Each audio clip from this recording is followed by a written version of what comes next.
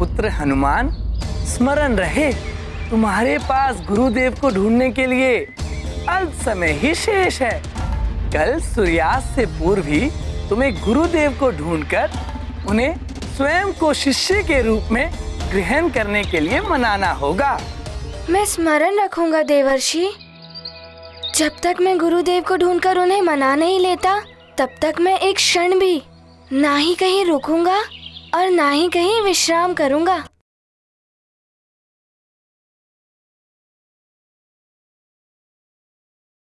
प्रणाम देवर्षि। कल्याण हो हनुमान।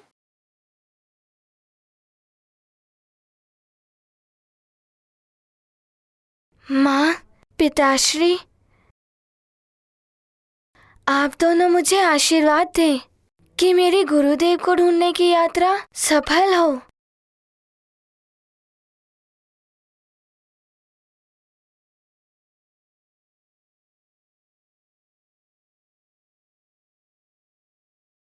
सफल रहो पुत्र।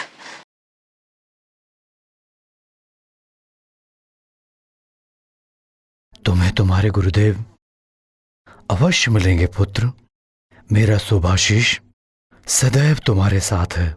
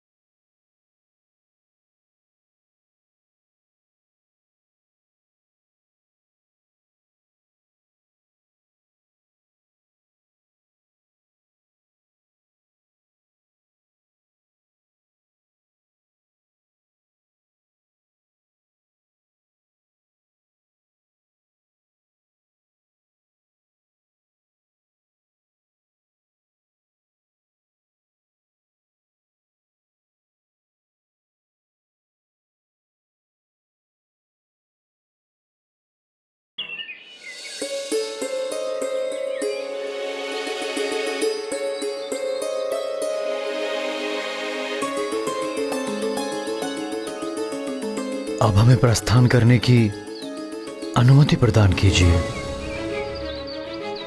कल्याण।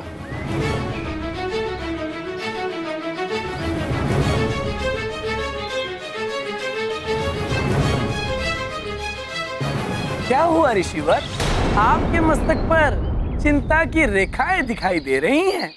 चिंता तो है देव ऋषि। कहीं मेरी ही भांति महर्षि श्रृंगी भी मना कर देंगे तो क्या होगा? वो तो कदाचित ही मना करे। ये तो आप भी जानते हैं और मैं भी कि अतुलनीय तपोबल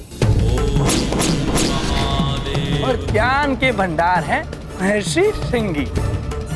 आपका कथन सत्य है देव ऋषि। जितने महान महर्षि श्रृंगी हैं, उतनी ही त्यागमय और तपोनिष्ठ उनकी पत्नी है देवी शांता। शांत चित्त देवी शांता, वो शांता जिन्हें दान में दे दिया गया था उन्हीं के पिता महाराजा दशरथ के द्वारा, और उन्होंने भी अपने पिता का मनोरथ पूर्ण करने के लिए राजमहलों का सुख त्याग कर एक राजकुमारी होते हुए भी एक ऋषि पत्नी होना स्वीकार किया।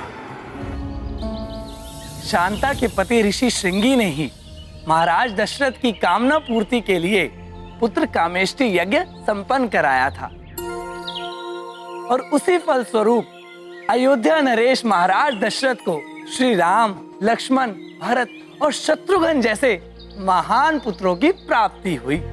हाँ देव ऋषि, उसी यज्ञ के फल स्वरूप जो विशेष प्रसाद महाराजा दशरथ के तीनों रानियों में वितरित किया जा रहा था, उसी प्रसाद से हनुमान और श्री राम के जुड़ने की लीला आरंभ हुई। सत्य कहा आपने ऋषिवर मतंग। जब महाराज दशरथ की रानी सुमित्रा को उस विशेष प्रसाद की खीर दी गई थी, तो एक चील उनके हाथ से झपट्टा मारकर वो खीर ले उड़ी थी।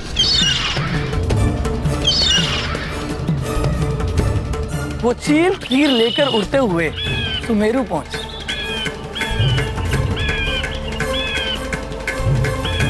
किंतु तभी उसके पंजों से वो खीर छूट गई।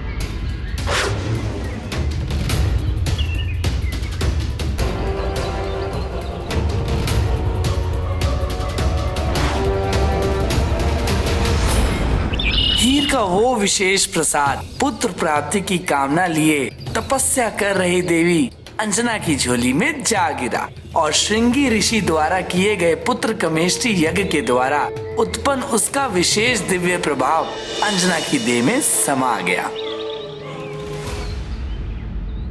इस प्रकार हनुमान और श्री राम के अंतर संबंधों का सूत्र इन दोनों के जन्म के पूर्व ही स्थापित हो गया था। हनुमान के जन्म में महर्षि श्रृंगी का आशीर्वाद भी सम्मिलित है। अतः संभव है कि हनुमान की उस दिव्यता को पहचान कर महर्षि श्रृंगी कदाचित हनुमान को अपना शिष्य बनाना स्वीकार कर ले।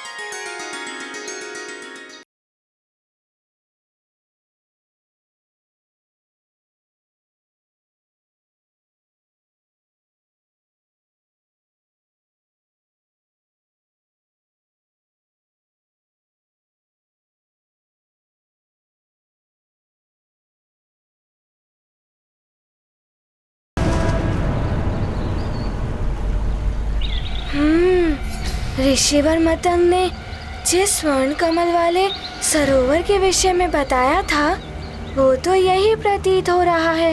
यहीं कहीं ऋषिवर श्रृंगी की कुटिया होनी चाहिए।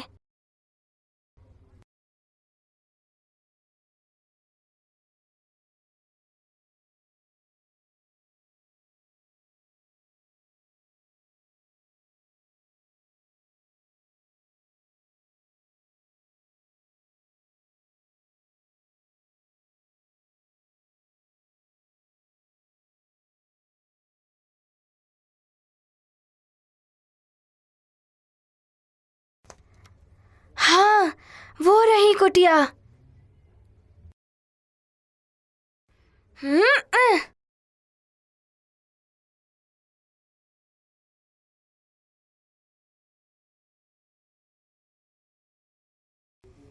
हाँ।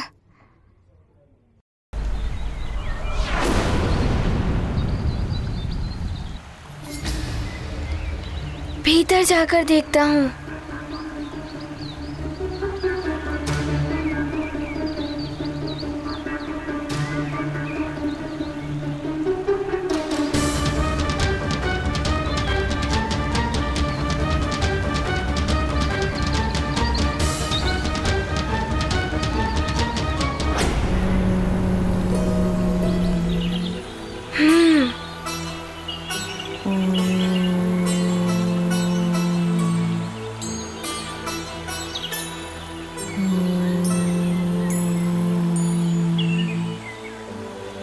ये तपस्विनी कदाचित ये ऋषि माता ही होंगी। प्रणाम माते।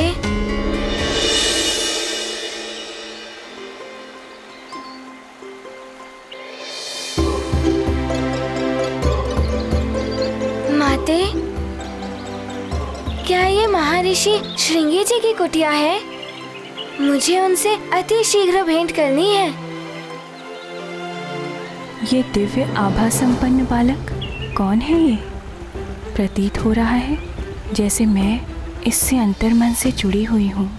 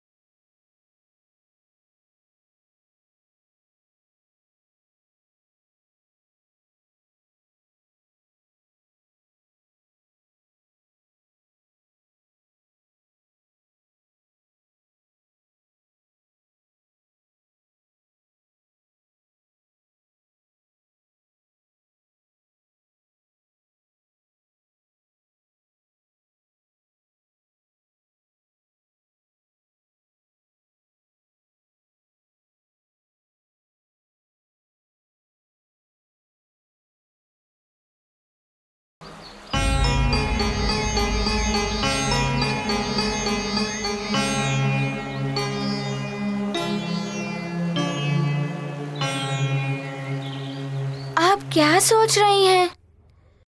मैं सुमेरु नरेश, केसरी जी का पुत्र हनुमान हूँ। और आप शीघ्र बताइए, महर्षि श्रृंगी जी मुझे कहाँ मिलेंगे? पुत्र, ये कुटिया उन्हीं की है। मैं उनकी पत्नी हूँ, शांता, महाराज दशरथ की पुत्री। तो आप शीघ्र बताइए, वे कहाँ हैं? पुत्र, वो यहाँ नहीं है, वो वहाँ पूर्व दिशा की ओर है, घने वन में तपस्या। धन्यवाद माते।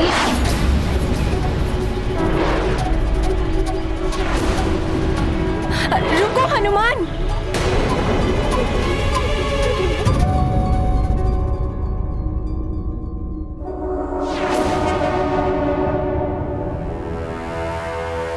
धिक्कार है तुम सब पर। इतने बड़े रक्ष योद्धा होकर भी इतने दिनों में एक नर रूपी नारायण के बारे में सूचना नहीं ज्ञात कर पाए। किसी भी कार्य के योग्य नहीं हो तुम सब। लंकेश प्रयास कर रहे हैं, शीघ्र ही वो।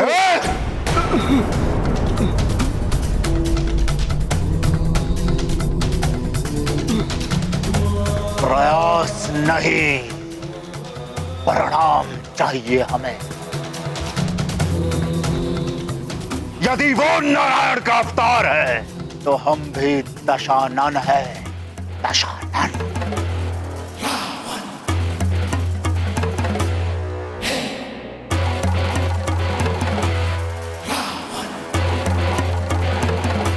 कुछ भी करके, कैसे भी करके मुझे उस नर रूपी नारायण के बारे में सूचना ला कर दो।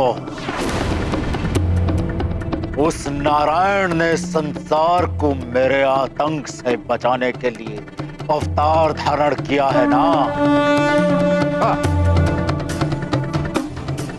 वो नारायण कहीं पर भी हो सकता है, इसलिए तुम सब हर दिशा में जाओ, मार काट, अत्याचार और आतंक शुरू कर दो चारों ओर।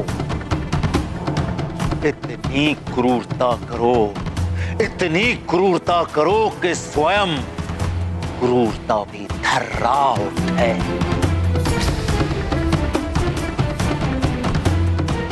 हर एक बालक को, चाहे वो संसार के किसी भी कोने में क्यों ना पल रहा हो, जहां भी कोई बालक मिले उसका अपहरण कर लो।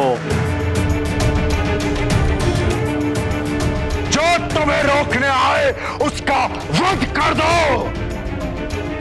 उन समस्त बालकों को दंडक वन में एकत्रित करो।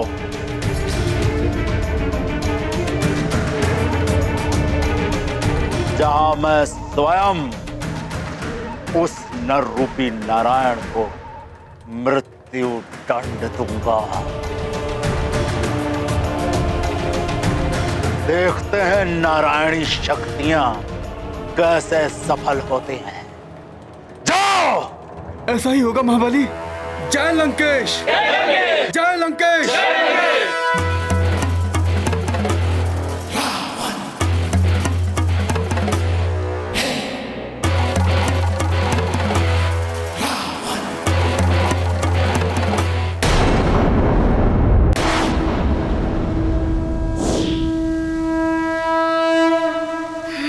सूर्य भी अस्त होने को है, मुझे शीघ्र ही पहुंचना होगा।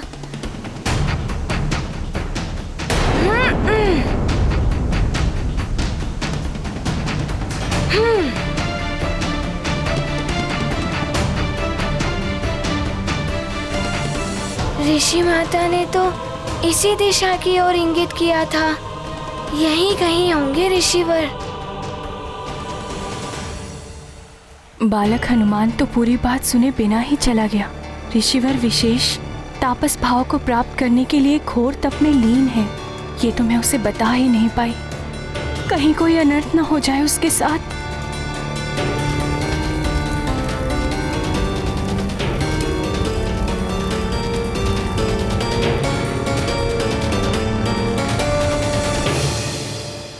कहीं ऐसा न हो कि हनुमान के द्वारा उनका तप भंग हो जाए, कहीं वो उन्हें श्राप न दे दें।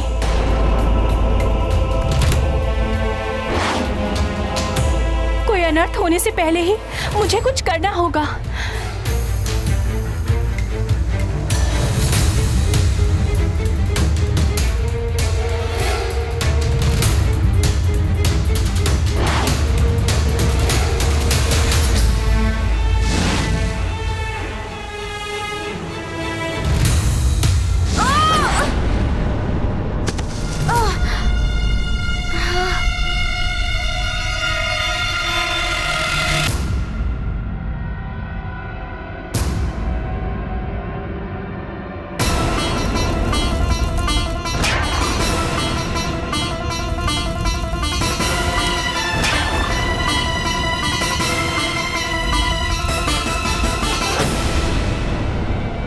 अग्नि क्यों चल रही है वन में?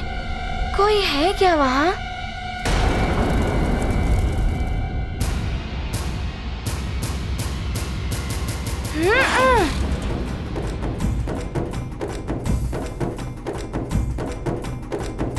मुझे कुछ करना होगा।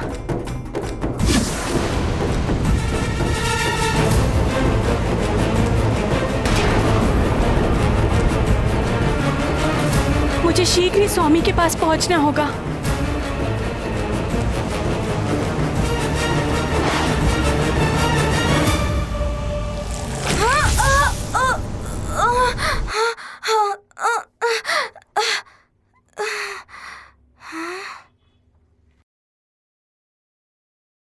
ये तो भीषण अग्नि चल रही है। ये तो वन के पशुओं को भी भस्म कर देगी। मुझे पशुओं की रक्षा करनी होगी।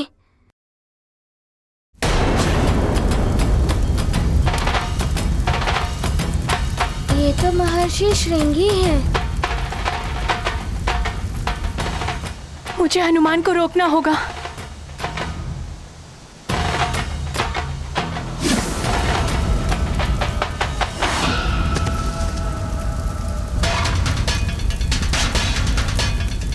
ये अग्नि तो विकराल रूप धारण किए हुए है। यदि ये पूरे वन में फैल गई तो वन्य प्राणी संकट में घिर जाएंगे।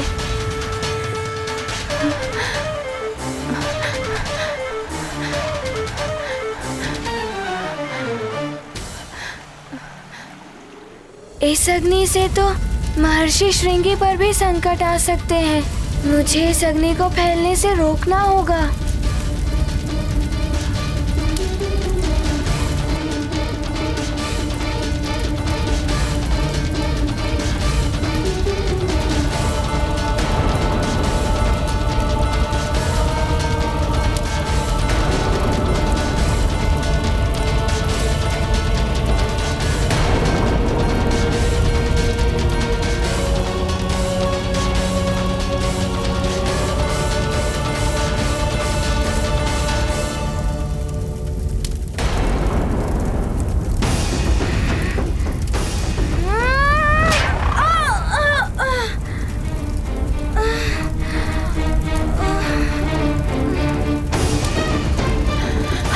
कहाँ गया? आसपास तो कहीं दिखाई नहीं दे रहा। कहीं उन लपटों में तो नहीं। ऋषिवर के तप के तेज से उत्पन्न इन लपटों को पार करके भीतर जाना सहज नहीं है।